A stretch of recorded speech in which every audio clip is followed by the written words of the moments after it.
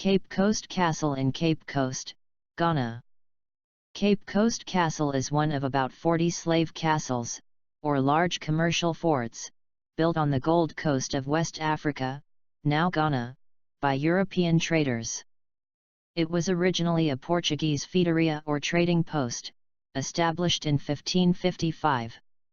However, in 1653 the Swedish Africa Company constructed a timber fort there. It originally was a center for the trade in timber and gold. It was later used in the transatlantic slave trade.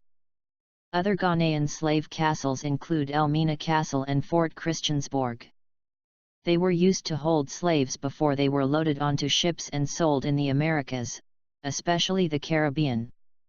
This gate of no return was the last stop before crossing the Atlantic Ocean.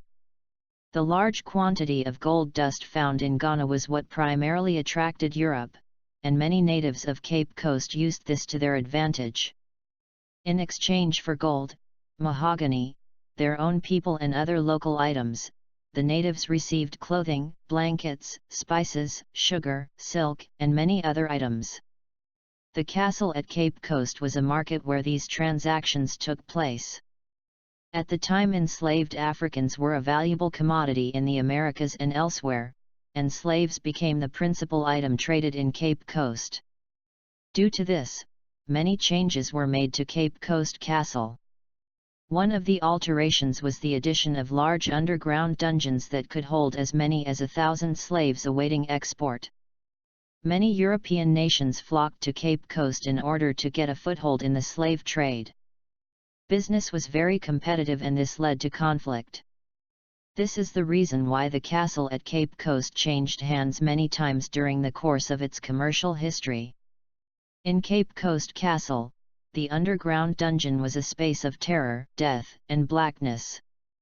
This stood as a direct juxtaposition to the European living quarters and commanding heights of whiteness above, who lived relatively luxuriously. The basement of this imposing fortress was often the last memory slaves had of their homeland before being shipped off across the Atlantic, as this signified the beginning of their journey. Slaves were beaten and tortured, and many succumbed to disease.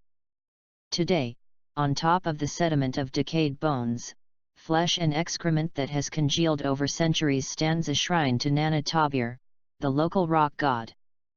This shrine is maintained by a traditional African priest, who accepts monetary offerings towards prayers of atonement. The first fort established on the present site of Cape Coast Castle was built by Hendrik Kaerlof for the Swedish Africa Company. Kaerlof was a former employee of the Dutch West India Company who had risen to the rank of fiscal before employing himself with the latter company established by Louis de Geer.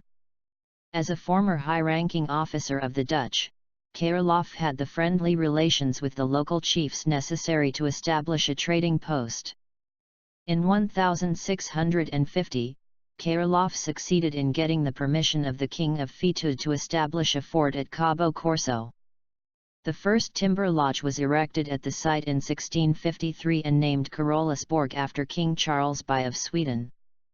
Kaerlof returned to Europe in 1655, leaving a Swede by the name of Johann Philip von Christiansborg in charge of Christiansborg.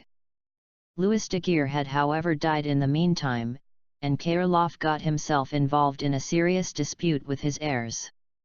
In Amsterdam, he convinced merchants to give a financial injection to the Danish West India Company, for which he set sail to the Gold Coast in 1657, with the goal in mind to capture for Denmark the Swedish lodges and forts he had established himself.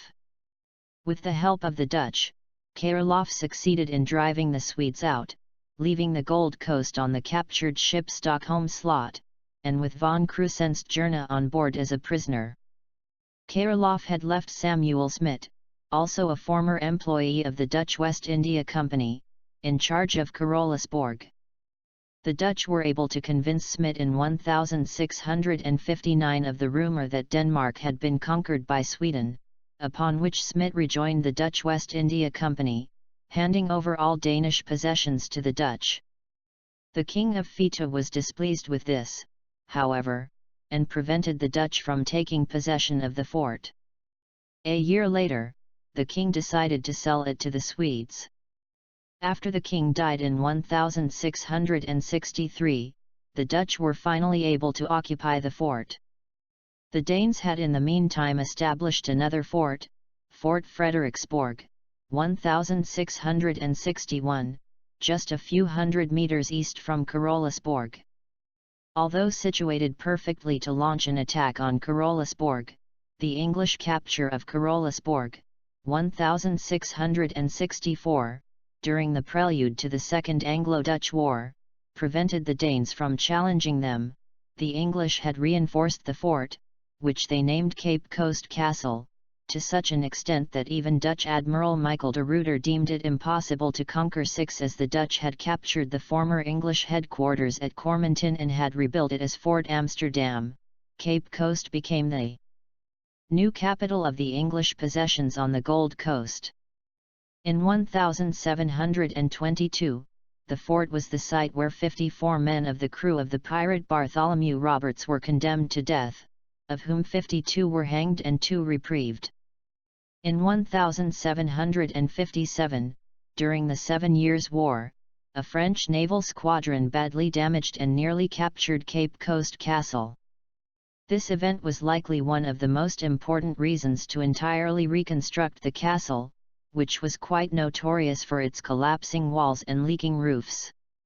In 1762, an extensive spur ending in a tower was built on the western side, and in 1773, a high building along the north curtain was erected, during which the last remnants of the 17th-century fort were demolished.